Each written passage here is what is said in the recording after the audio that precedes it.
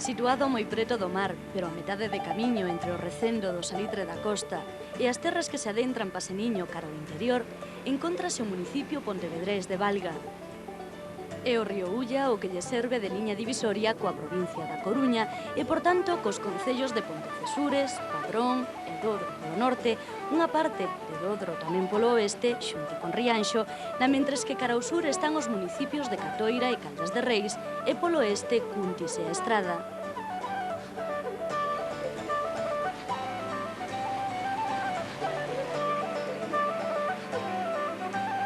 Con algo máis de 40 km cadrados e un número de habitantes que supera os 6.000, na súa superficie distribúense un total de 5 parroquias. Se ben ata non hai relativamente moito tempo, eran 6. Foi no ano 1926 cando Pontecesures deixou de formar parte de Valga para conformarse como concello. Os valgueses son xente afable, capaces de facer sentir o forasteiro como se estivese no seu propio fogar. Ao longo da historia, foron moitos os persoeiros ilustres que naceron nestas terras, pero, sen dúbida, unha das que máis misterio segue a ter, aínda a día de hoxe, é Agustina Carolina Otero Iglesias, quen adoptou o nome artístico de Carolina Otero e a que os seus admiradores pasaron a denominar a Bella Otero.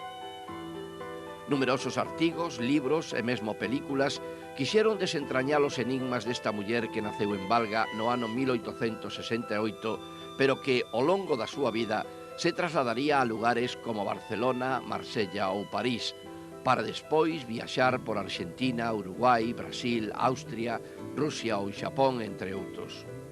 Carolina dedicouse á danza. Se ben a súa destacada beleza pronto a consagrou entre os admiradores que se maravillaban ao vela actuar no Folies Bergère da capital francesa. Vítima do seu propio mito, a Bella Otero morreu no ano 1965, con 96 anos de idade, e está soterrada en Niza.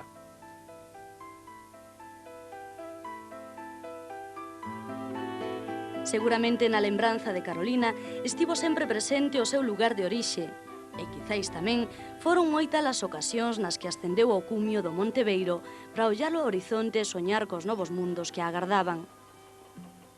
Hoxe en día este monte está acondicionado de xeito que un pode facer unha ruta de sendeirismo ao tempo que observa as 40 especies arbóreas que presiden o itinerario botánico forestal e que se distribúen por este bosque. Para os amantes do deporte, existen varias zonas nas que se poden realizar exercicios seguindo as pautas marcadas nos paneis indicadores. Preto daqui, un é quen de deixarse seducir por un enclave paisaxístico de gran beleza natural, como é a zona das Fervenzas, no lugar de Parafita, na parroquia de Xanza. Estes saltos de auga outorgan á zona a peculiaridade de transmitir ao viaxeiro a tranquilidade dun entorno que xa é un verdadeiro reclamo para todo aquel que visita Valga.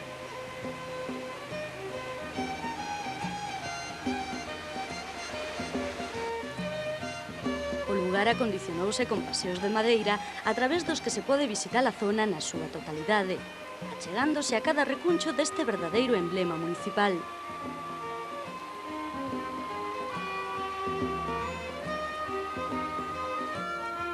Outro dos lugares que foi acondicionado é a denominada Mina Mercedes, o sitio no que durante un tempo se levou a cabo a extracción de barro e que agora amosa a faciana dunha lagoa que tamén as aves coñecen ben.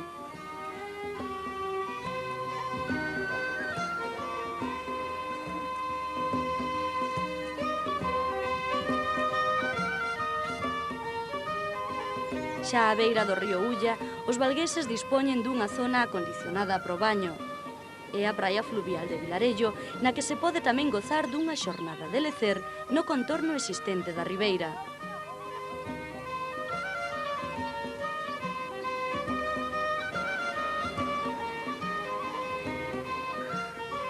Por este lugar pasa a ruta marítima do Camiño de Santiago, como queda reflexado neste cruceiro, un dos que foron instalados en cada un dos concellos polos que discorre a ruta.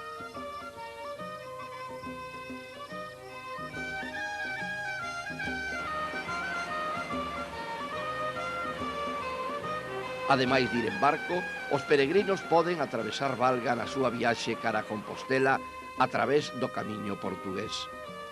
Paso a paso coñecerán máis polo miúdo o seu entorno natural e poderán gozar da acollida das súas xentes.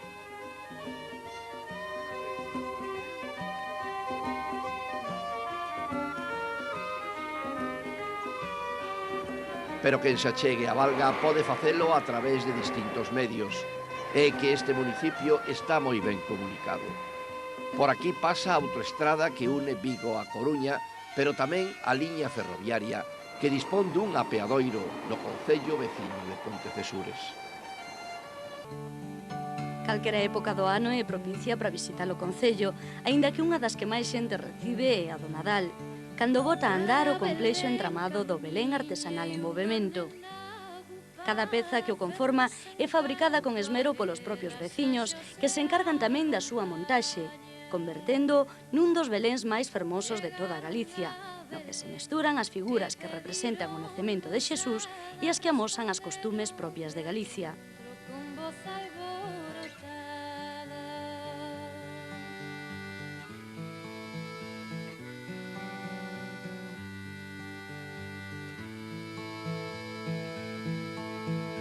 Quen chama a miña porta, quen a porta me chama.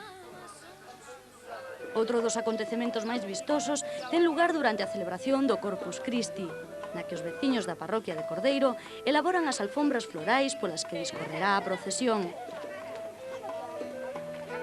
Pero a festa por excelencia do concello ten lugar cada derradeira fin de semana do mes de agosto. Aproveitando que aínda os emigrantes están a pasar as vacacións neste lugar cos familiares, celébrase a denominada Festa da Anguía e da Caña do País, a que se dan cita cada vez máis persoas.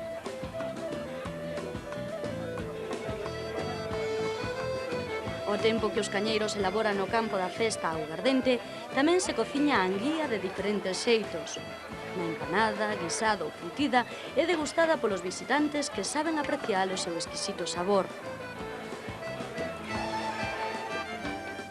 Así agasalla Valga a todos os que se achegan ao seu territorio, cativándoos coa súa dozura e brindándolles a súa amizade. A pesar da pequena superficie que ocupa o municipio de Valga, no seu territorio aséntanse importantes empresas que dan traballo a milleiros de persoas, tanto do propio concello como dos arredores. É o caso de Estrugasa, que ten empregados a 530 traballadores. A evolución desde que naceu alá polo ano 1976 foi imparable. Nos 85.000 metros cadrados de superficie que ocupan as súas instalacións, realízanse perfís de aluminio que teñen como destino mercados ben diversos.